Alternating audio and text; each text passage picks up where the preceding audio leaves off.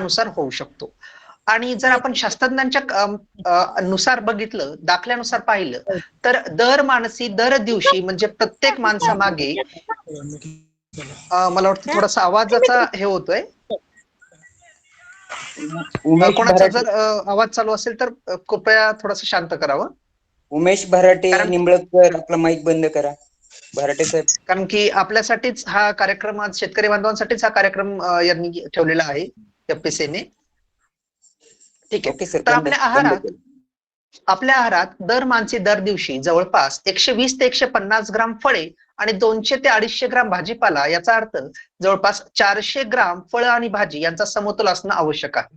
आणि जेव्हा आपण म्हणतो आंबा फळ, तर याच्यामध्ये महत्वाचं आहे की आंबा हा निसर्गतः झाडावर पिकतो आणि त्याला निसर्गाची एनर्जी, निसर्गाची ऊर्जा मिळते. त्यामुळे कच्च्या फळाचं आपल्या आहारात असणं हे खूप महत्वाचं आहे. आणि आंबा फळ हा त्यातील अवीट गोडी आणि अप्रतिम चवीमुळेही भारतीय संस्कृतीचा एक परंपरेचा सुद्धा भाग बनलेला आहे. काही महत्वाचे आरोग्यदायी फायदे त्यामध्ये व्हिटॅमिन ए मिळतं, जे की आपल्याला डोळ्यांसाठी महत्वाचं आहे. व्हिटॅमिन सी मिळतं, जेणेकरून आपली त्वचा चांगली राहू शकते.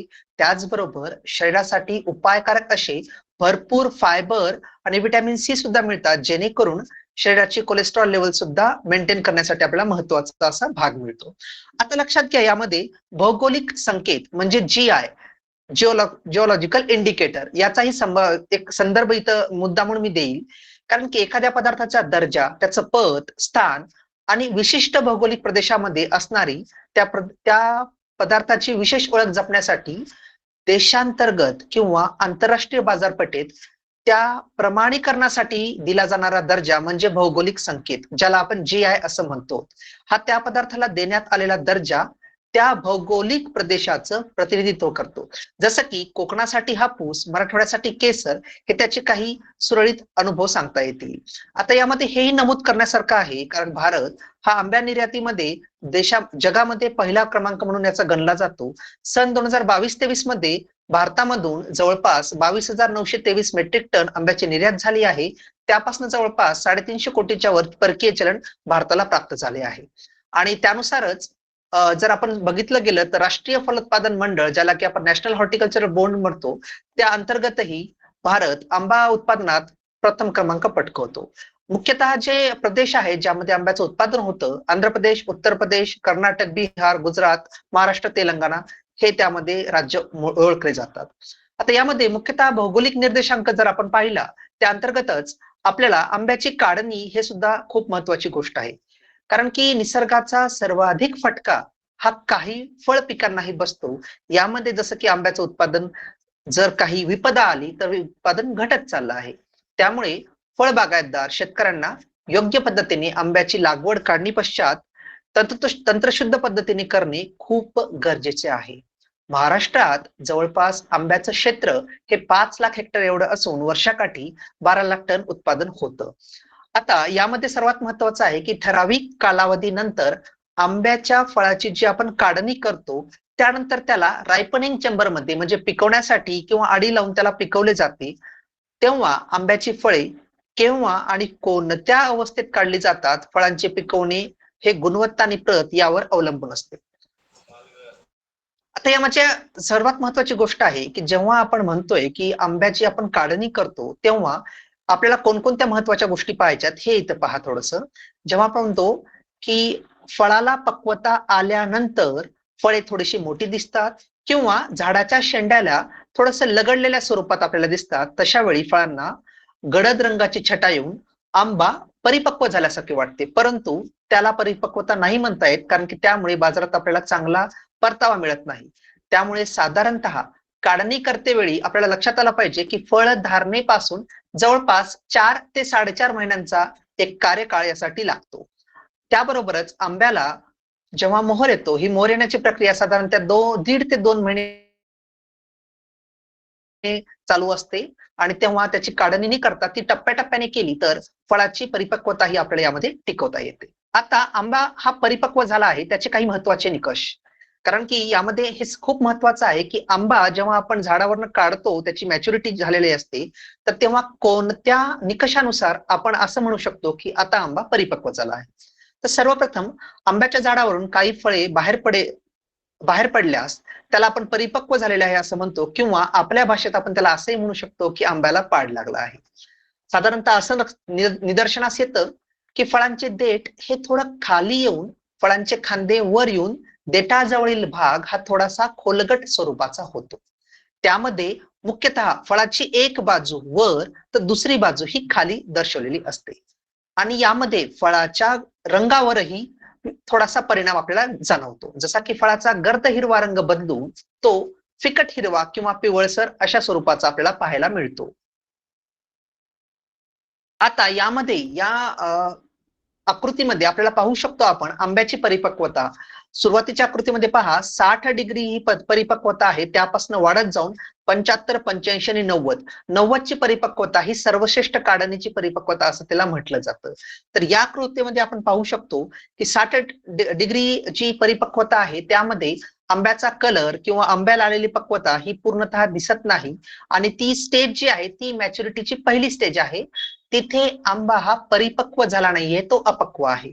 त्याला आपण तुम्ही खालच्या डायग्राम मध्ये जरी पाहत असाल तर पहिली 1-2 स्टेप जी आहे ती आंब्याची 60% पक्वता सांगते, आणि त्यापासून आपण असं म्हणू शकतो की आंबा पिकताना रंग पिवळा होतो, पण स्वाद आणि चव ही थोडी कमी असते जेव्हा आपण आंब्याची 60% पक्वता म्हणतो. ती टप्प्याटप्प्याने वाढत जाते 75, 85, शेवटी 85 पुढे गेल्यानंतर 90 डिग्री परिपक्वता जी आपण पाहतो, जी शेवटच्या डायग्राम मध्ये आपल्याला पाहायला मिळते, तिला फुल्ली रायपंड किंवा आता ते परिपक्व झालेलं आहे हे त्याचा निर्देशांक आहे. आणि तशा वेळी 90% हे सर्वश्रेष्ठ काढणीचे काही महत्वाचे तत्व आहे. आता आंबे काढते वेळेस काही महत्वाची काळजी घेणं हे आपल्याला खूप गरजेचं आहे. आणि त्या संदर्भात आपल्याला जर सांगायचं झालं तसं की आंब्याची काढणी करताना एक्झॅक्टली काढणी आपल्याला कधी करायची आहे. ही काढणी सकाळी 6 ते 9 वाजेपर्यंत आणि संध्याकाळी 5 ते 7 वाजेपर्यंत आपल्याला करायची आहे, कारण की या वेळेत वातावरणात थंडावा असतो. सकाळी फार लवकर काढणी केल्यास फळावर दव पडण्याची शक्यता असते, आणि सायंकाळी उशिरा केल्यामुळे अंधारात ढगाळलेली फळे किंवा अपरिपक्व फळे काढली जाण्याची शक्यता ही दाट असते. त्यामुळे आपण जो वेळ दिला आहे सकाळी 6 ते 9 आणि संध्याकाळी 5 ते 7 या दरम्यानच आंब्याची काढणी करावी. आता सर्वात महत्वाचं, दुपारच्या वेळात उन्हात जर आपण आंब्याची काढणी करत असेल तर त्यामध्ये साकार राहण्याची शक्यता असते, आणि फळांची काढणी होताना आपण काढणी करतानाचं जे आपलं यंत्र आहे ते चांगलं असावं, जेणेकरून फळाला त्याची कुठल्याही प्रकारची इजा होणार नाही, किंवा एखाद्या कृषी विद्यापीठाने विकसित केलेल्या झेल्यानेच आपण त्याची काढणी करावी. आता जेव्हा आपण फळे काढतो तेव्हा फळांचे देठ 4 ते 6 सेंटीमीटर म्हणजेच बोटभर राहील याची काळजी घ्यावी. त्याबरोबरच फळांना कुठलीही प्रकारची इजा होणार नाही ही सुद्धा खबरदारी घेणं अपेक्षित आहे. काढलेली फळे त्वरित सावलीत ठेवावीत, कारण की उन्हाची झळ त्याला बसलेली असते. तसेच काही स्वरूपात जर कुठे फळे आपटलेली असतील किंवा कीडग्रस्त फळे असतील तर ती तिथेच बाजूला काढून ठेवावीत, जेणेकरून आपल्या निवडलेल्या फळांमध्ये ते मिक्स होऊन आपल्याला पुढचा विपरीत परिणाम होणार नाही. गरज पडल्यास क्रेट्स ज्यामध्ये आपण आंबे ठेवतो ते थंड जागेवर, किंवा गरज जर पॉसिबल असेल तर शीत साखळी किंवा सुविधा केंद्रावर पॅक हाऊस मध्ये आपण ते ठेवू शकतो, जेणेकरून उन्हाचा थेट संपर्क याच्यासोबत होणार नाही. आणि त्याचबरोबर आपण जे टेम्परेचर मेंटेन करतोय त्यामुळे शीत साखळीत सुद्धा ही गोष्ट आपल्याला उपयोगात पडते. आता आंबा या फळाची जेव्हा आपण वाहतूक करतो तेव्हा हे खूप महत्वाचं आहे की एक एक फळ वेचून ते अलगद रीतीने आपल्याला त्या क्रेट मध्ये ठेवावे लागतील, जेणेकरून आंब्याच्या देठा वरच्या दिशेने राहील, आंब्याचा जो देठा आहे तो वरच्या दिशेने राहील, आणि या पद्धतीनेच त्याची साठवणूक करावी, आणि त्याबरोबरच फळांची वाहतूक करताना देठ तुटणार नाही याचीही काळजी घेणं आपल्या इथं खूप चांगल्या प्रमाणे अपेक्षित आहे. आता आंब्याची ग्रेडिंग. आंब्याची ग्रेडिंग म्हणजेच काय की आपण आंब्याची प्रतवारी इथे निश्चित करतो. तर आंब्याची प्रतवारी निश्चित करणे म्हणजे एकसारख्या आकाराच्या, रंगाच्या किंवा वजनाच्या परिपक्वतेच्या मालाची विभागणी वेगवेगळ्या समूहात करणे, जेणेकरून आपल्याला मिळणारा परतावा चांगला मिळू शकतो, आणि अशी प्रतवारी केलेल्या कृषी मालास चांगला दर्जा प्राप्त होतो. त्याची किंमतही निश्चितच उत्पादकास ठरवता येते आणि ते सहजपणे वाजवी किंमत देऊनही खरेदी होऊ शकतात. त्याचप्रमाणे आपण असं म्हटलं जातं की आंब्याची डझनानुसार पतवारी केली पाहिजे, जेणेकरून विकत घेणाऱ्यालाही ते सोपं जाईल आणि आपल्यालाही ते सोप्या प्रकारे विकता येऊ शकतं. तेही त्यामध्ये असणाऱ्या विशिष्ट अशा समूहात केली पाहिजे. त्यामध्ये प्रामुख्याने निरनिराळ्या आकारांची वजनाच्या फळाने, जसे की विक्रेते, शेतकरी व खरीददार ग्राहक यांना सुलभरित्या देवाणघेवाण होऊ शकते, याप्रमाणे आपल्याला त्याची प्रतवारी करणं अपेक्षित आहे. आता ही जेव्हा आपण प्रतवारी करतो, तर त्यामध्ये प्रथमतः अपक्व फळे जी आहेत, जी पूर्णपणे पिकलेली नाहीयेत, ते क्षतिग्रस्त झालेली आहेत किंवा त्यांना डागाळलेली फळं आहेत किंवा बऱ्याच वेळ असंही पाहत होतो आपण की कुठल्याही पक्ष्याने काही फळं खाल्लेली आहेत, ती फळे ही बाजूला काढून ठेवावी. फळाचे देठ 1 सेंटीमीटर पेक्षा जास्त ठेवू नये. त्याचप्रमाणे आंबे पाण्यात ठेवावेत, जेणेकरून आपल्याला हे कळेल की जर तरंगणारे आंबे असतील तर ते कवळे आंबे किंवा जर परिपक्व आंबे असतील तर ते त्या हिशोबाने आपल्याला बाजूला काढायला सोपं होईल. आणि आपण आता हेही करू शकतो की मिठाच्या द्रावणात आपण त्याला टाकून त्याची प्रतवारीही आपण पाहू शकतो.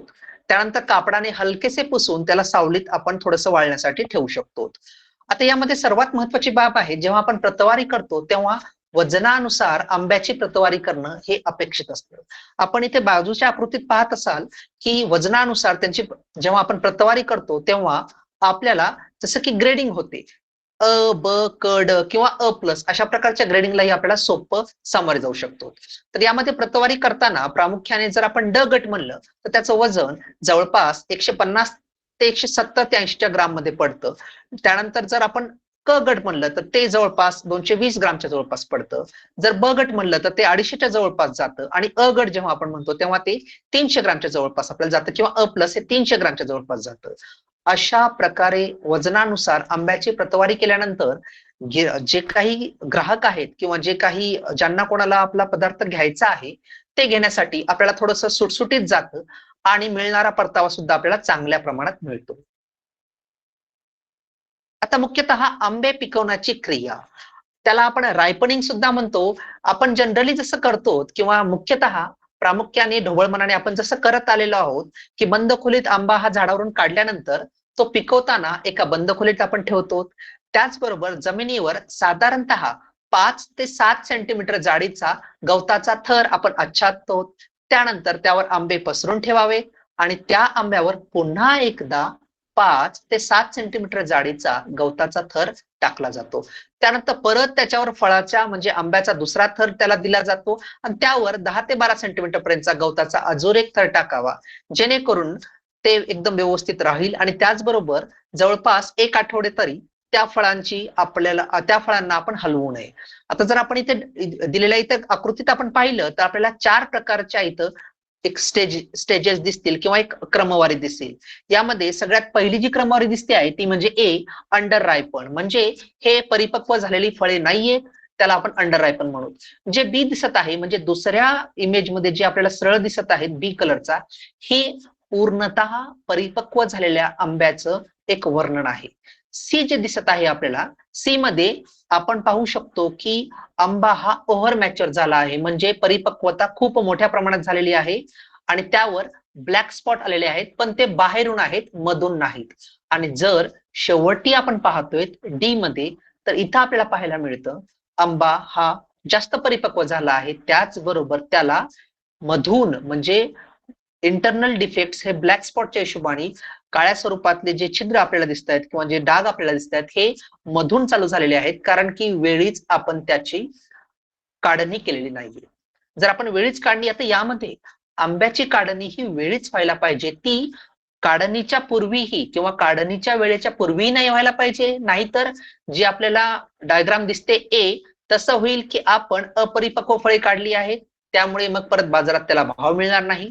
चुकून आपण डी म्हणजे खूप जास्त त्याला रायपनिंग झालेली आहे, परिपक्व होऊन गेले तरी पण ती फळे नाही काढलेत, तर तिथेही आपल्याला तो प्रॉब्लेम होईल. तर आपल्याला शक्यतः बी स्वरूपात जे आहे म्हणजे जे चांगल्या प्रकारे मॅच्युअर झालेले आहेत तीच फळे आपल्याला काढणे इथं अपेक्षित आहे.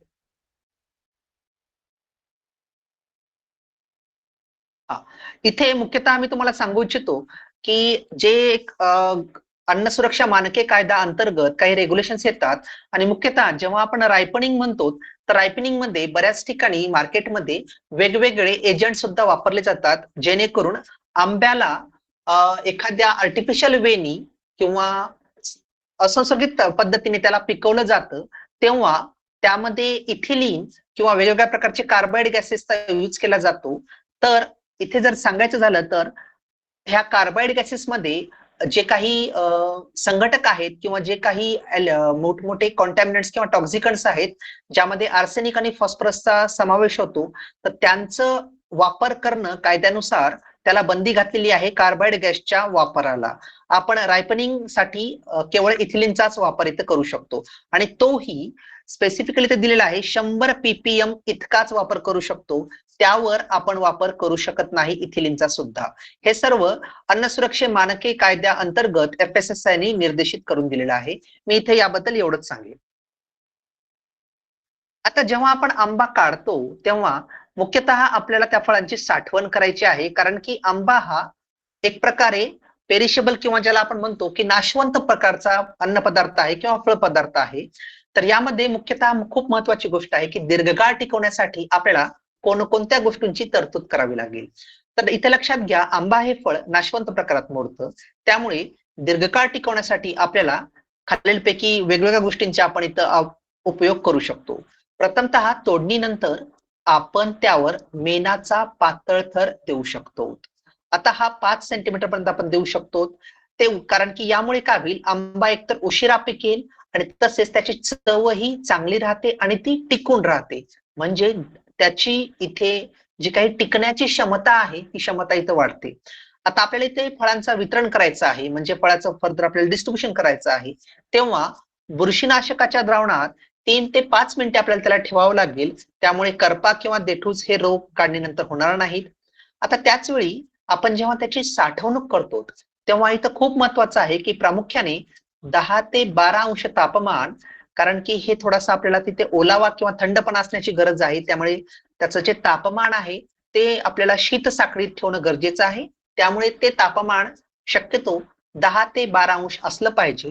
त्याचबरोबर 75 ते 80% आर्द्रता त्यामध्ये आपल्याला ठेवावी लागेल ज्यामुळे फळातील मूळतः उष्णता ही कमी होते की ज्याला फील्ड हीट म्हणतो कारण की जेव्हा आपण आंब्याची काढणी करतो आणि जर आपण त्याला उष्ण तापमानात ठेवलं तर त्यामधली फील्ड हीट वाढते आणि तेव्हा अन्नपदार्थ किंवा आंबा हा खराब होऊ शकतो.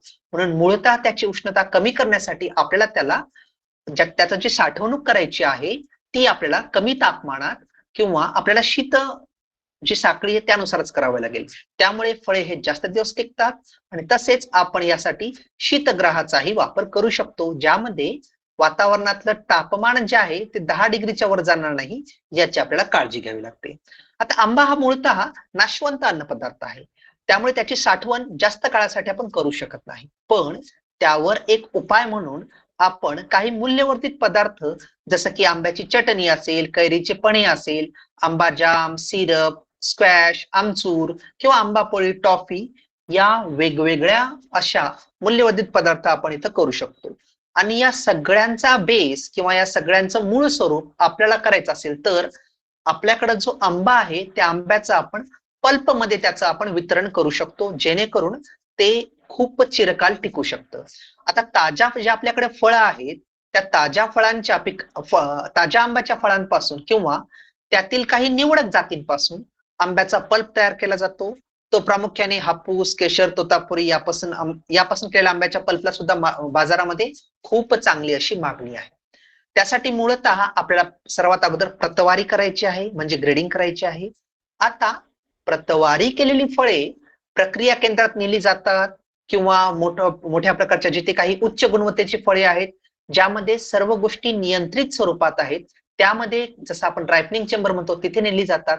त्यानंतर फळे पूर्णतः पिकल्यानंतर ती धुतली जातात, त्यांना निर्जंतुकीकरण केलं जातं आणि ते केल्यानंतर शेवटी एक संदास आपल्याला पल्प मिळतो. या पल्पावर उष्ण प्रक्रिया करून तर हवाबंद पद्धतीने सुद्धा आपल्याला टिकवता येऊ शकतो. मुख्यतः या प्रक्रियेमध्ये प्रतवारी कटिंग वेगळी करणे, रिफायनिंग करणे, पॅकेज निर्जंतुकीकरण करणे आणि शेवटी आपल्याला मिळालेला पल्प हा पॅक करून सुद्धा आपल्याला म्हणजे साधं सोपं एक्झाम्पल सांगायचं झालं तर आपल्याला तो गाड्यावर किंवा छोट्या मोठ्या ढोबळ विक्रेत्याला सुद्धा आपण पल्प विकू शकतो, ज्याची की क्षमता ही चिरकाल राहते. आता महत्वाची गोष्ट आहे की आंब्याची काढणी तर केली, त्याची साठवणूक केली, पण आपल्याला त्याचं वितरण करायचं आहे. आणि वितरण करण्यासाठी चांगल्या प्रकारात त्याची पॅकेजिंग करणं खूप गरजेचं आहे. कारण की चांगलं पॅकेजिंग केलं तर मिळणारा जो रिटर्न आहे, मिळणारा जो आपल्याला फायदा आहे, तो पण खूप मोठ्या प्रमाणात मिळतो. आंब्याची पॅकेजिंग ही मुख्यतः बांबूच्या टोपल्या, लाकडी खोके तसेच मोठ्या खोक्यामध्येही केली जाते. पॅकेजिंगमुळे आंबा बागेपासून तर थेट विक्री स्थळापर्यंत नेणे हे सोयीस्कर होते आणि आपल्याला थोडंसं सोपंही जातं. आपल्याला इथे एक काळजी अजून घ्यायची आहे, ज्यात मुख्यतः फळे एकमेकावर घासू शकतात. त्यामुळे खोक्यांमध्ये फळांच्या वर आणि दोन फळांच्या मध्ये किंवा फळांच्या खालच्या थरांमध्ये जसं की गवत, वर्तमानपत्र, कागद यांचा वापर करणं गरजेचं आहे. आपण मार्केटमध्ये काही स्वरूपात फॉर्मनेट आंब्याच्या मध्ये फॉर्मनेट घातलेलं आपण पाहू शकतो. त्याचबरोबर फॉर्मनेटच्या सोबतच आज घडीला टिश्यू पेपरचा यूज केला जातो. त्यामध्ये आंबे गुंडाळून सुद्धा त्यांची वाहतूक करणे हे रीतसर प्रमाणे सोपं जातं. त्यामुळे त्या फळांचं आयुर्मानही चांगल्या प्रमाणात वाढतं. आता ते करताना हे लक्षात घ्यायचं आपल्याला की पॅकिंग किंवा या फळांमध्ये हवा खेळती राहण्यासाठी लहान लहान छिद्रही त्या संयुगाला किंवा त्या लाकडी खोक्यांना आपण थोडंसं पाडलेलं असतं. आता याच्यामध्ये शेतमालाचे उत्पादन झाल्यानंतर त्याची चांगल्या प्रमाणात प्रतवारी करणं, पॅकिंग करून वाहतुकीला देणं हे महत्वाचे टप्पे आहेत. त्यामुळे मिळणारा परतावा पण आपल्याला चांगला आहे. यासाठी प्रत्येक टप्प्यावर आपल्याला त्या पिकाच्या दर्जाकडे लक्ष देणं महत्वाचं आहे. कारण की कोणताही शेतमाल हा पॅकिंग न करता विक्री केला तर आपल्याला फायदा होणार नाही. त्यामुळे योग्य ते पॅकिंग करणं हे खूप महत्वाची निकड आहे. यामध्ये काही बाबींचा आपण प्रामुख्याने विचार करू शकतो, जसे की पॅकिंगसाठी वापरात येणारी स्थानिक भाषा त्यावर लिहिलेली पाहिजे. गरज पडली तर आपण त्यावर इंग्रजी भाषेचं सुद्धा विवरण त्यावर असणं गरजेचं आहे. त्याचप्रमाणे ज्या गोष्टी आपल्याला महत्वाच्या आहेत, कधी तारखेची त्याची पॅकिंग आहे, कुठल्या ठिकाणावरनं ते केलेलं आहे, याही बाबतीचं विवरण त्यावर असावं. आता लक्षात घ्या, जेव्हा आपण पॅकेजिंग करतो तेव्हा मालाची हाताळणी करणं हे सोपं काम होतं. मालाचा दर्जा न घसरता आपल्याला त्याची हाताळणी करता येते, त्याची हँडलिंग करता येते. आंब्याची साठवणूक करताना एकत्रितपणे आपल्याला सूत्रबद्ध पद्धतीने त्याची साठवणूक करता येते. तसेच आंबा माल हा जेव्हा वाहतुकीला दिला जातो तेव्हा काही समस्याही होऊ शकतात, पण जर आपण चांगल्या प्रकारे त्याचं पॅकेजिंग केलं तर वाहतुकीच्या सुद्धा समस्या आपल्याला कमी होतील. वाहतुकीमुळे आंब्याचं जे घर्षण होऊ शकतं एकमेकांसोबत तिथेही आपल्याला तडा बसणार नाही किंवा आपल्याला प्रॉब्लेम येणार नाही. आणि त्याचबरोबर शेतकऱ्यांना मिळणारा फायदा सुद्धा जास्त होईल. फळांची नासाडी कमी होण्यासाठी पॅकिंग हे एक चांगलं स्रोत आहे आणि आपल्याला त्याद्वारे चांगला पैसाही मिळतो. आता आंबा व कृषी मालाची वाहतूक ठराविक वेळेतच विशिष्ट बाजारपेठेत करणे हे खूप गरजेचं आहे, तरच चांगला परतावा मिळतो. यामुळे प्रामुख्याने टेम्पो, ट्रक, ट्रॅक्टर किंवा वातानुकूलित व्हॅन यांचाही समावेश केला जातो. आणि त्यामध्येही कोणत्या वेळेला या सर्व गोष्टी निघाल्यात, कोणत्या वेळेला तिथं पोहोचणार आहेत आणि तेव्हा ही वातावरणाची कशी परिस्थिती आहे यांचीही चांगली जाणीव आपल्याला असायला हवी. कारण की आंबा हा मूळतः नाशवंत अशा पदार्थात मोडतो.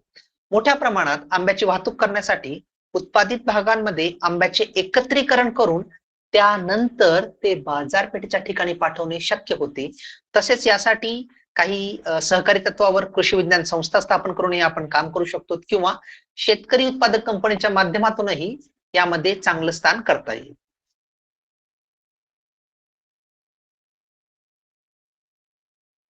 ओके. आता आपण यामध्ये जो महत्वाचा भागाबद्दल आपण बोलणार आहोत ते आहे मार्केटिंग आणि ब्रँडिंग.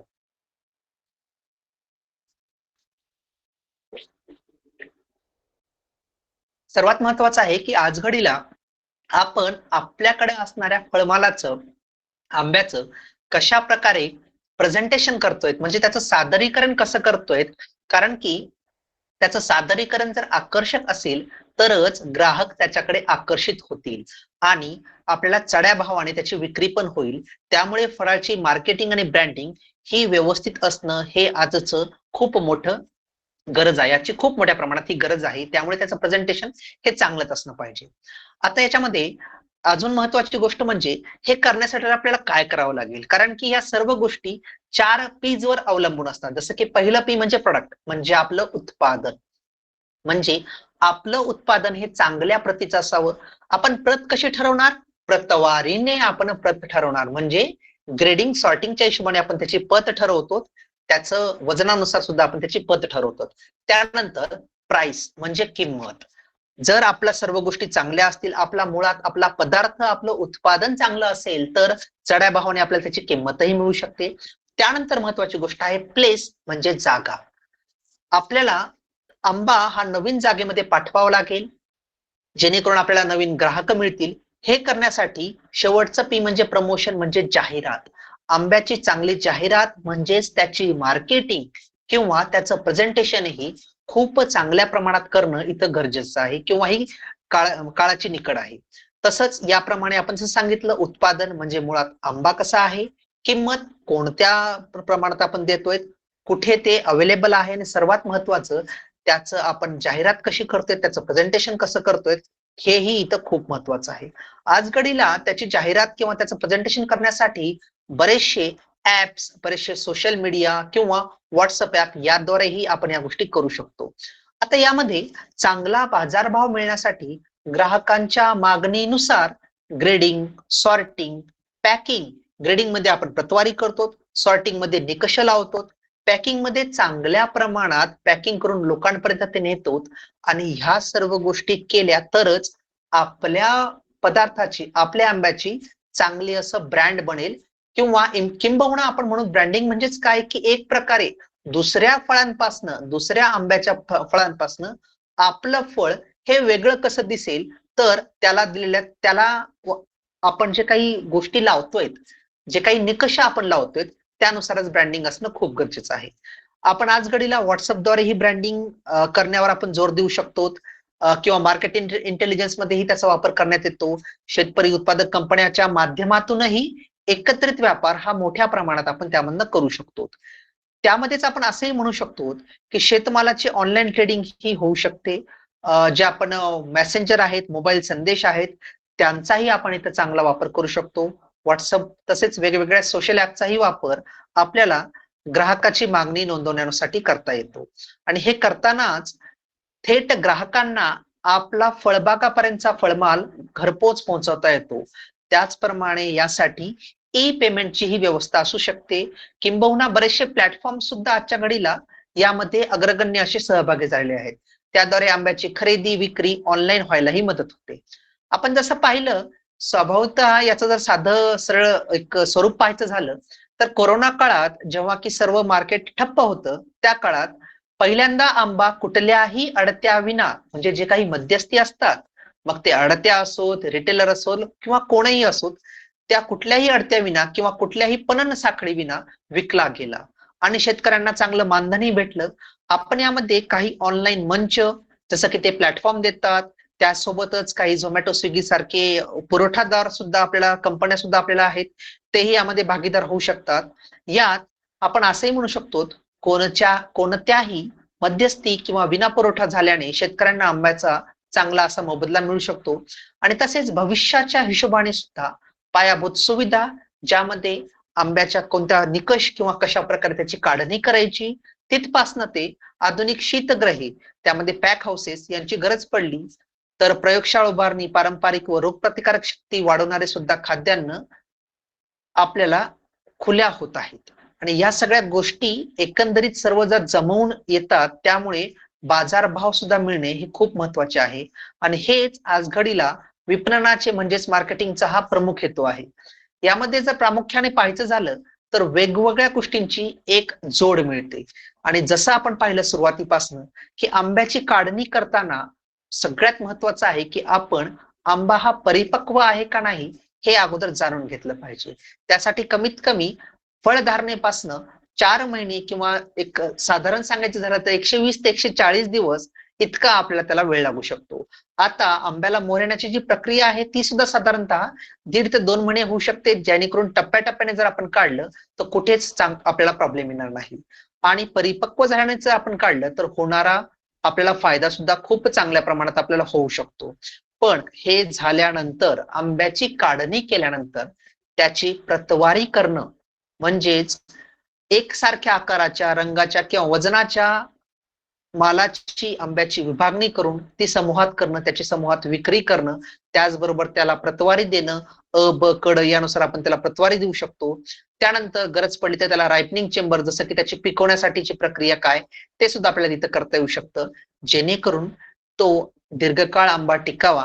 आणि हे सर्व करताना त्याची पॅकिंग करताना चांगल्या प्रकारे नेट फॉर्म असेल, टिश्यू पेपर असेल किंवा सोप्या प्रमाणात हवा खेळती राहायला पाहिजे तिथे. त्याचबरोबर आपण इथं असंही म्हणू शकतो की फळांच्या वर आणि खालच्या थरांमध्येही आपण गवताचं आच्छादन करून चांगल्या प्रकारे त्याची विक्री करू शकतो. आणि हे सर्व करताना आपल्याला त्याची पॅकिंग, मार्केटिंग कशा स्वरूपात आपल्याला त्याला विकायचं आहे, त्यासाठी आपल्याला पाहिजे त्या स्वरूपात उत्पादन चांगल्या प्रतीचं हवं, चांगली किंमत त्याला मिळेल, आणि त्यासाठी जाहिरात करणं गरजेचं आहे किंवा आपलं प्रेझेंटेशन, आपलं सादरीकरण ज्या पद्धतीने आपण याचं विक्री करतोय ते सुद्धा आपल्याला माहिती हवं, जेणेकरून आपल्याला मिळणारा परतावा हा खूप चांगल्या प्रकारात मिळू शकतो. आणि या हिशोबानेच आपल्याला त्याचं प्रेझेंटेशन किंवा सादरीकरण सुद्धा खूप चांगल्या प्रकारे करता येईल. आणि यासाठी आज घडीला खूप साऱ्या खरेदी विक्री ही ऑनलाईन पद्धतीने आपल्याला करता येऊ शकतात, जेणेकरून शेतकऱ्यांना चांगलं मानधनही मिळेल. आणि जर कुठल्याही प्रकारचे मिडलमॅन नसतील किंवा कुठल्याही प्रकारचं एक प्रकारे साखळी नसेल तर मिळणारा परतावा सुद्धा आपल्याला चांगल्या प्रमाणात मिळू शकतो. त्यामुळे चांगला बाजारभाव मिळवून देणं हे विपणनाचं किंवा मार्केटिंग आणि ब्रँडिंग नुसारच हे साध्य होऊ शकतं.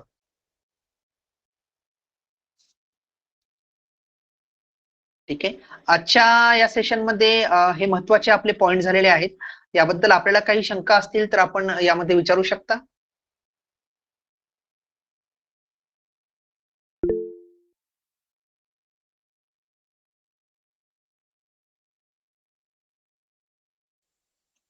विचारा दीपक सर, काय प्रश्न आहे तुमचा? सर, गवतामध्ये पिकवण्याबद्दल तुम्ही थोडंसं मार्गदर्शन करावं, कसं पिकवलं जातं? एक मिनिट सर. हा, ओके. हा, बोला सर, आपला प्रश्न. हा सर, यामध्ये आपण जसं गवतामध्ये पिकवण्यासाठी हा, ठीक आहे. यामध्ये सर आपण जसं ढोबळ मनाने आपण पूर्वीपासून जसं करतो की एक गवताचा आपण थर आच्छादतो, त्यानंतर त्यावर आपण आंब्याची एक छान प्रकारे आपण त्याच्यावर साठवणूक करतो, आणि अजून एक थर आपण गवताचा जर त्याच्यावर दिला तर नॅचरल पद्धतीने त्याची रायपनिंग किंवा आपण जशी पिकवण्याची भाषा आपण जसं म्हणतो तर ती खूप चांगल्या स्वरूपात इथं होऊ शकते.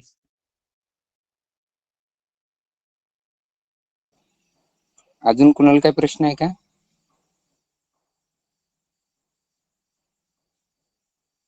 सर, खूप छान माहिती दिली आपण आंबा काढणी आणि त्याच्यानंतरची जी काळजी घ्यायची आहे. प्रश्न विचारायचा आहे, जवळकर साहेब विचारा प्रश्न.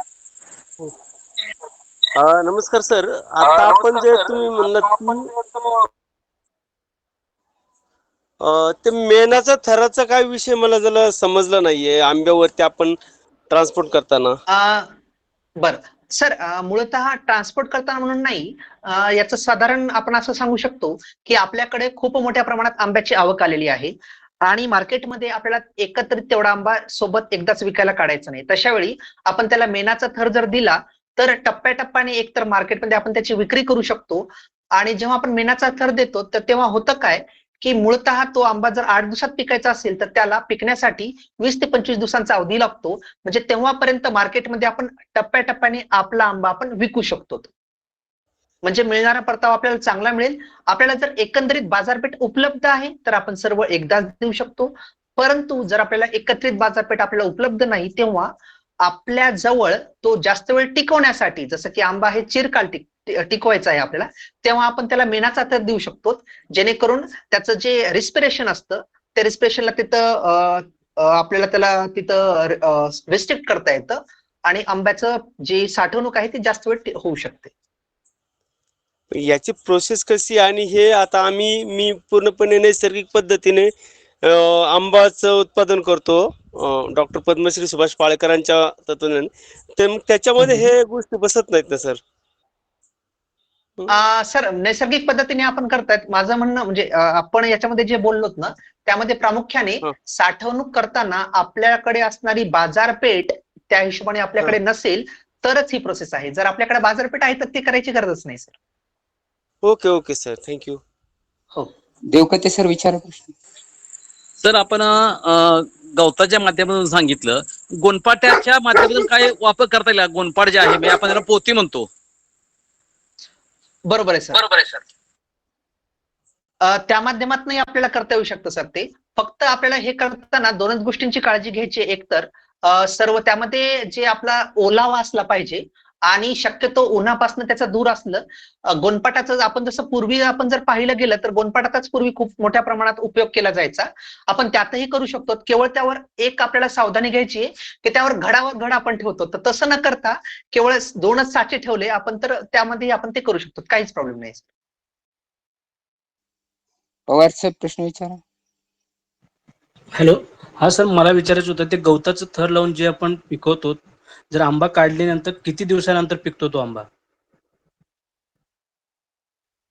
हा, आंबा काढणीनंतर ना सर, आपण जर हो. आंबा वेळेत काढला, आंब्याची जी आपण काढणी केली ती जर वेळेत केली तर साधारणतः 8 ते 10 दिवसांमध्ये आपल्याला त्याचा जसं आपण पाहतो किंवा त्याचा कलर आपण जसा रंग जसा त्याचा चेंज होतो त्या हिशोबाने 8 ते 10 दिवसात जर आपण फळांना हलवलं नाही तर त्यानंतर टप्प्याटप्प्याने आंबा आपल्याला पिकल्याला मिळून जाईल सर. म्हणजे त्याच्या हवा बंद ठेवायचं का सर त्याला? नाही सर, हवा बंदची गरज नाहीये. फक्त एवढं आहे की आपल्याला त्या म्हणजे जिथं आपण आंब्याची साठवणूक करतोय त्याला नेहमी हलवत बसायचं नाही आपल्याला. हा. म्हणजे ते एकाच ठिकाणी आपल्याला तसं ठेवायचं आहे. म्हणजे कमीत कमी 8 दिवस तरी त्याला असं झाकून हा, ठेवायला 8 पाहिजे. दिवस तरी ठेवावं लागेल सर. बरोबर, 8 दिवस तरी ठेवावं लागेल कमीत कमी. हो, चालेल सर. धन्यवाद सर. अजून कोणाचा प्रश्न आहे का? सर, उसाच्या पाचोळ्याबरोबर जर आंबा पिकायला ठेवला त्याच्यात कार्पेट ठेवायची गरज आहे का? उसाच्या पाचोळ्याला आपण खाली आच्छादायचं म्हणतायत का सर? हा, हो सर. तर त्याला कार्पेट अच्छा. ठेवायची गरज आहे का त्याच्याबरोबर? त्याच्याबरोबर कार्पेट नाही ठेवलं तरी चालेल सर. फक्त एवढं आहे की आपण जर त्याच्यावर अजून एक थर देतोय तर मध्ये आपल्याला काही ना काही आच्छादायची गरज आहे. ठीक आहे सर. शेख साहेबांना विनंती आहे. हा सर, बोला ना. हा सर, बोला.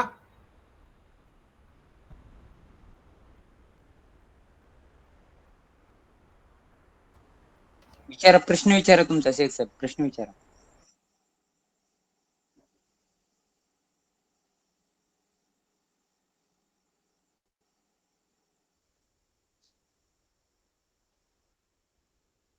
शेख साहेब प्रश्न विचारा.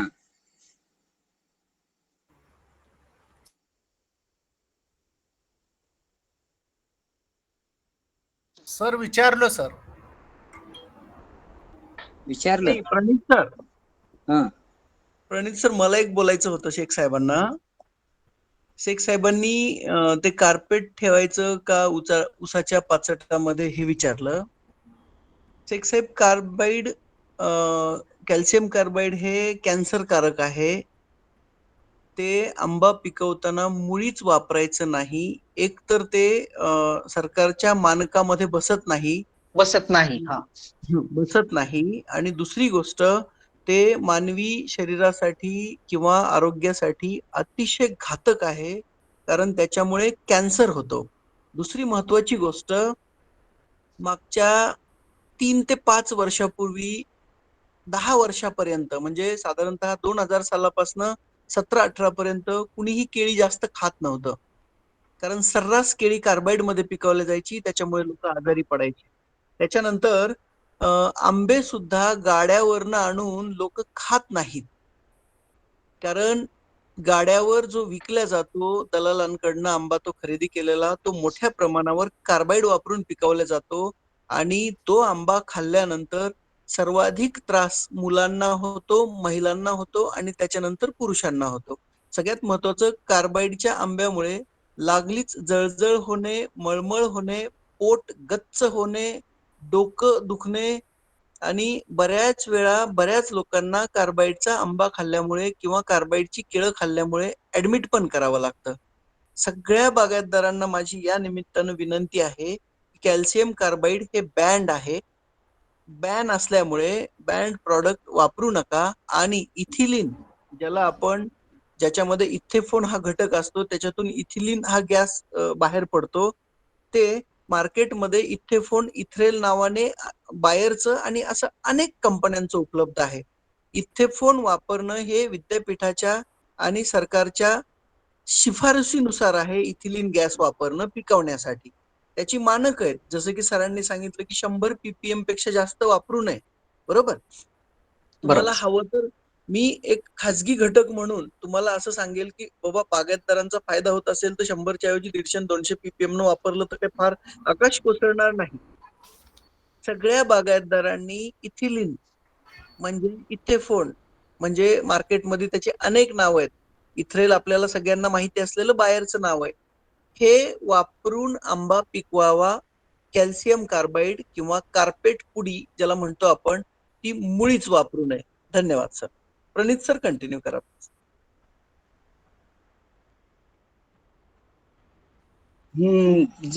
जमादार साहेब विचारा प्रश्न.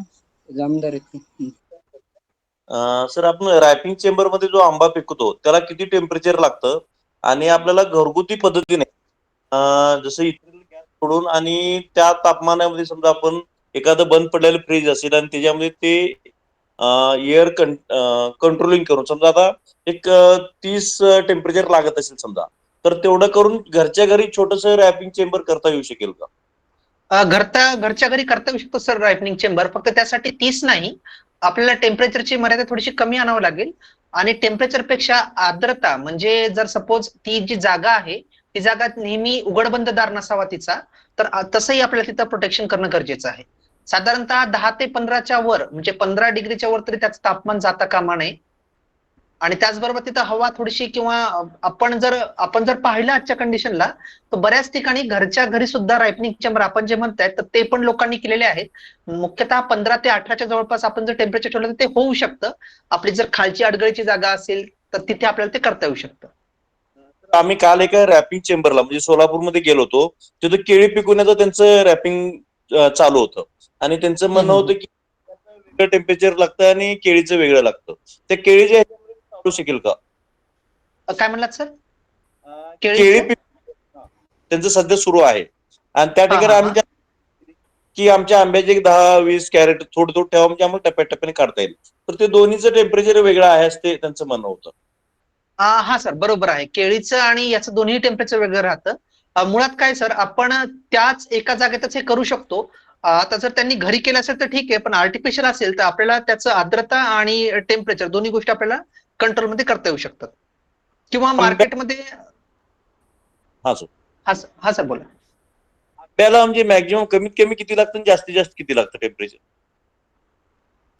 त्याच्या टिकवण्यासाठी ना?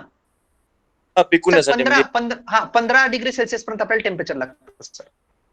त्याच्यापेक्षा जास्त नाही चालत? 15 ते 18, 20 पर्यंत चालू शकतं सर. 20च्या पुढे आपल्याला थोडासा प्रॉब्लेम होऊ शकतो. Thank you sir. हो चालेल सर, धन्यवाद. सर प्रश्न झालेत सगळ्यांचे आतापर्यंत. अजून कोणाचा वेगळा प्रश्न असेल आता ज्यांनी विचारला नाही त्यांनी विचारा, ज्यांनी विचारलं डबल करण्यापेक्षा दोघांचे. हॅलो, बोला जवळकर. हा बोला विजय सर.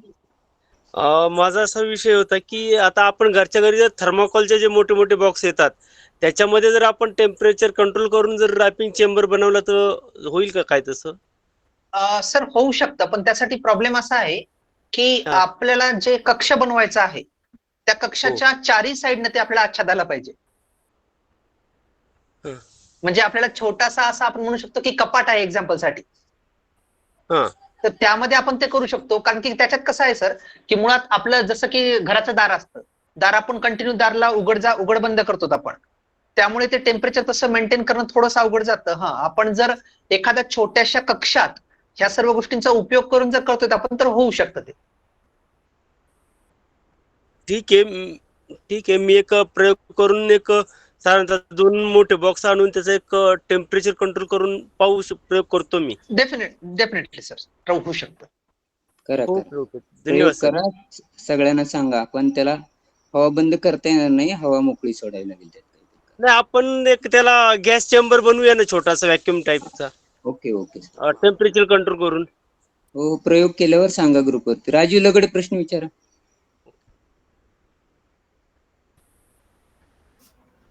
लगड साहेब प्रश्न विचारा. काय हातवरी केला तुम्ही?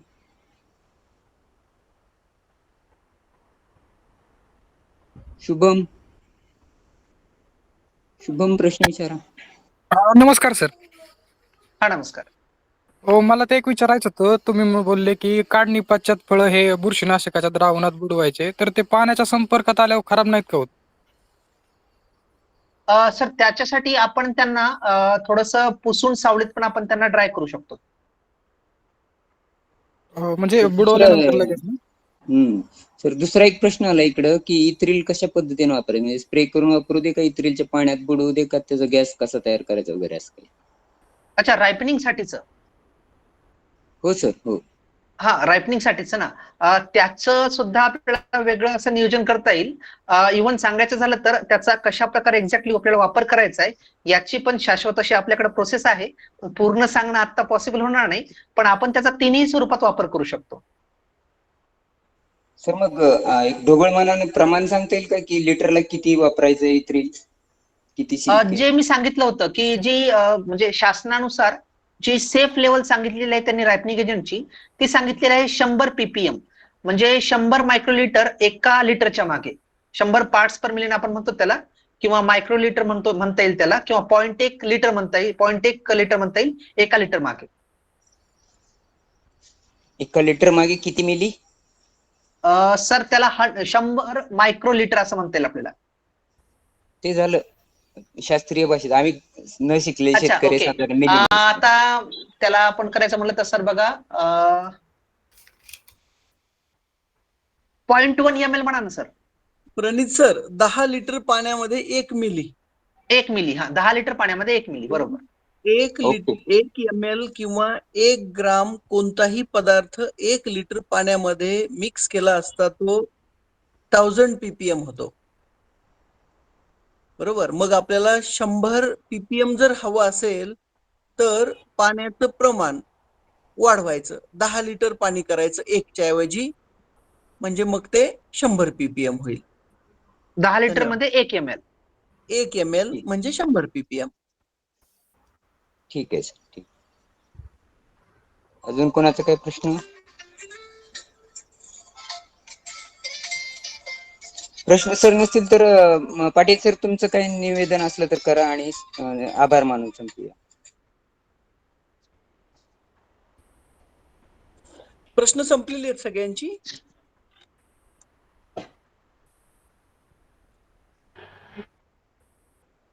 बागायतदारांच्या दृष्टिकोनातून आता सगळ्यांची प्रश्न संपलेली असं आपण गृहीत धरूया.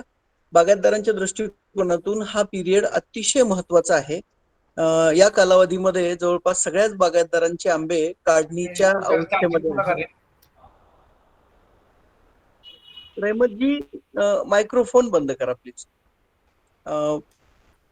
बागायतदारांचे आंबे सगळ्यांचेच आता काढणीच्या अवस्थेत आहेत. बऱ्याच बागायतदारांना आतापर्यंत चांगला दर मिळालेला आहे आणि यापुढे मात्र तो चांगला दर टिकून राहील अशी शक्यता खूप कमी आहे. कारण जसं जसं मार्केटमध्ये आंबा वाढेल तसा तसा ऑटोमॅटिकच म्हणजे सगळ्याच फळांचं जसं होतं तसं आंब्याचंही होतं आणि दर थोडेसे कमी कमी होत जातात. बागायतदारांचे बऱ्याच फोन आले, जवळपास या क्षणापर्यंत 15 ते 20 बागायतदार रेग्युलर संपर्कामध्ये आहेत. त्याच्यामध्ये काही बागायतदारांनी जवळपास 3 ते 4 स्टॉल ओपन केलेले आहेत. काही बागायतदार काढून पिकवण्याची तयारी करत आहेत. स्टॉल मध्ये म्हटलं तर पिठल्याच्या मानेंनी स्टॉल सुरू केलेला आहे. तिसंगीच्या देशमुखांनी स्टॉल सुरू केलेला आहे. औरंगाबादला पण एक स्टॉल सुरू झालेला आहे. शिवाजीराव देशमुखांचं कालच बोलणं झालं. परभणीमध्ये 2 ठिकाणी ते स्टॉल सुरू करत आहेत आणि प्रशांत फुडक्या बार्शीला स्टॉल सुरू करत आहेत. त्याच्याबरोबर दिलीप पवार साहेबांनी सोलापूरमध्ये स्टॉल किंवा घरून विकण्याचं नियोजन केलेलं आहे. त्याच्याच बरोबर बजरंग वाघमोडे साहेबांनी पुण्याला स्टॉल सुरू करण्याच्या दृष्टिकोनातून, सुरुवातीला घरून विकण्याच्या दृष्टिकोनातून हर्षद अबूज म्हणून आहेत, त्यांनी बीड मध्ये स्टॉल उभा करण्याचा निर्णय घेतलेला आहे. त्याच्याबरोबर अमोल दाभाडकर आहेत जे की औरंगाबादला स्टॉल उभे करतायत. सागर कोळेकर आहेत ज्यांचा संपर्क झालेला आहे, जे सांगलीमध्ये आणि मुंबई या ठिकाणी स्टॉल सुरू करण्याच्या विचारात आहेत. त्याच्यानंतर बरीच आहेत, सचिन शिंदे आहेत, अक्कलकोटचे एक बागायतदार आहेत. त्याच्यानंतर किनवटचे तिरमनवारांचा काल फोन आला होता की मी दरवर्षी विकतो, यावर्षी मी आता स्टॉल सुरू करतोय, मला आंबा पण आणि बाकीच्या सगळ्या गोष्टी पण मिळाव्यात म्हणून. त्या विषयामध्ये मला वाटतंय बागायतदारांचे खूपच प्रश्न आहेत, कारण प्रत्येक बागायतदारांना दररोज वेगवेगळ्या कॉलवर कमीत कमी 10 ते 15 मिनिटं ते अर्धा तास बोलावं लागतंय. जर बागायतदारांची इच्छा असेल तर आपण आपल्यातच शनिवार किंवा रविवार किंवा सोमवार असा एखादा दिवस घेऊन जर आंबा पिकवणे आणि आंबा पिकून विकणे, कारण आपण या ग्रुपच्या माध्यमातून पिकवण्याच्या दृष्टिकोनातून आता एक गोष्ट या ठिकाणी आपल्याला लक्षात घेणं गरजेचं आहे की विद्यापीठाच्या तज्ज्ञांना किंवा सरकारी अधिकाऱ्यांना त्यांच्या पुस्तकामध्ये, नियमामध्ये, कायद्यामध्ये जे बसतं तेच आणि तेवढंच बोलता येतं, बोलावं लागतं. पण खाजगी घटक म्हणून साधारणतः बागायतदार, व्यापारी, विक्रेते ज्या काही मार्केटमध्ये प्रॅक्टिसेस करतात, ज्या की म्हणजे विक्री करण्याच्या किंवा आपल्या उत्पादनाचं अधिक मोल मिळवण्याच्या दृष्टिकोनातून गरजेच्या असतात.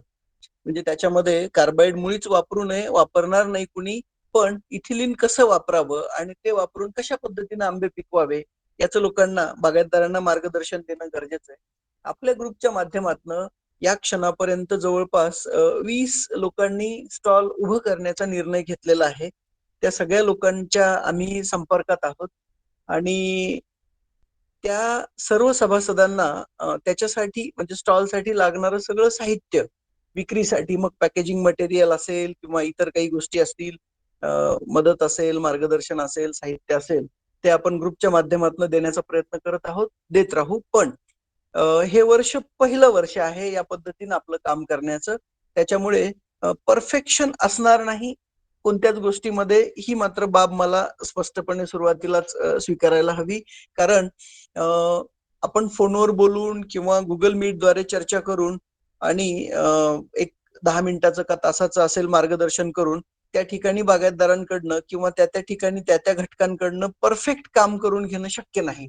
म्हणून यावर्षी आपण सगळेजण या विषयाकडे एक प्रयोग म्हणून बघूया आणि माझी अशी इच्छा आहे की किमान आपल्या ग्रुपमधनं 50 तरी, आता जवळपास 20 पर्यंत तर बागायतदार झालेली आहेत, किमान 50 तरी बागायतदार व्हायला पाहिजेत की ज्यांनी स्वतःचा स्टॉल उभा केलेला असेल किंवा घरून का होईना आपल्या बागेतला आंबा स्वतः विकलेला असेल. तर आंबा विक्रीच्या दृष्टिकोनातून, पिकवून विकण्याच्या दृष्टिकोनातून, स्टॉल लावून असो की घरून असो, आपल्याला जर एकत्रितपणे चर्चा करायची असेल, भेटायचं असेल, तर तसं बागायतदारांचा ग्रुप किंवा इच्छुक उमेदवार असतील तर आपण आपसात एक दिवस घेऊन या 4-2 दिवसातली चर्चा करूया आणि योग्य वेळ साधून योग्य निर्णय सगळ्यांनी करणं गरजेचं आहे. विनाकारण आजूबाजूला पाहत वाट बघत बसण्यापेक्षा मग स्वतः विकायचा असो, दलालाला द्यायचा असो, झारखंड्याला ठोक द्यायचा असो, निर्यातदाराला द्यायचा असो, कारण जसं जसा वेळ जाईल तसे तसे आपण थोडेसे क्रंचमध्ये किंवा मानसिक ताणतणावामध्ये येऊ.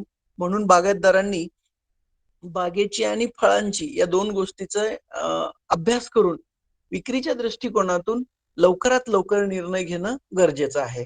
तसंच प्रत्येक बागायतदाराने स्वतः किमान, म्हणजे ज्याच्याकडे 10 टन आहे त्या बागायतदाराने किमान 1 टन 500 किलो का होईना पण घरून यावर्षी विक्री करण्याचा निर्णय घ्यावा किंवा प्रयत्न करावा. त्यासाठी जी काही मदत, मार्गदर्शन किंवा सहाय्य लागेल त्या संदर्भामध्ये आपण सगळे एकत्रित एकमेकांना मदत करतच आहोत. मला वाटतंय की आजच्या मार्गदर्शनामध्ये अतिशय अनमोल आणि बहुमूल्य माहिती जाजू सरांनी आपल्याला दिली. त्याचा आपल्याला निश्चितच आपल्या बागायतीमध्ये किंवा अधिक उत्पन्न मिळवण्याच्या दृष्टिकोनातून फायदा होईल. प्रणित सर, मी जाजू सरांचा आभारी आहे. जवळपास 35 ते 40 लोकांनी या कार्यक्रमाचा लाभ घेतला. त्या सर्व बागायतदारांचं पण या ठिकाणी मी आभार मानतो. आणि प्रणित सर, मला वाटतं सांगता करा आपण. धन्यवाद सर. आभार प्रदर्शनाच्या गोड कार्यक्रमानंतर आपण नेहमीप्रमाणे पसायदान घेऊया. आपण पाटील सरांनाच विनंती करू. आपण फक्त पाटील सरांनी म्हणलेलं ऐकूया. काय होतंय, एकापेक्षा 2 माईक सुरू झाले की आवाज कुणाचाच कुणाला कळत नाही आणि तो डिस्टर्बन्स येतोय. त्यामुळे एकाच आपण माईक न सुरू करू. थांबता बाकीचे आपण सर, न थांबता त्याच्यापेक्षा काही कंटिन्यू म्हणलेलं चालेल. हा कंटिन्यू न म्हणा पाटील थांबता सर. कंटिन्यू म्हणा, म्हणजे हो काय हो होईल डिस्टर्ब होत नाही, लिंक तुटत बरोबर आहे, नाही. योग्य. हो हो. सर बरोबर. ठीक आहे. मला वाटतं प्रणित सर, आपण म्हटलं तर बरं होईल. प्रत्येक वेळेस म्हणजे वेगवेगळ्या व्यक्तीने, वेगवेगळ्या सभासदाने जर पसायदान, आपल्या सगळ्यांनाच पाठ आहे, जर वेगवेगळ्या वेळी वेगवेगळ्या सभासदाने पसायदान घेतलं तर अधिक आहेत बरं का राहील. कोणी इच्छुक आहेत का म्हणण्यासाठी? म्हणा बघू. आवाज चांगला असेल तर म्हणा, आम्हाला पण ऐकू द्या.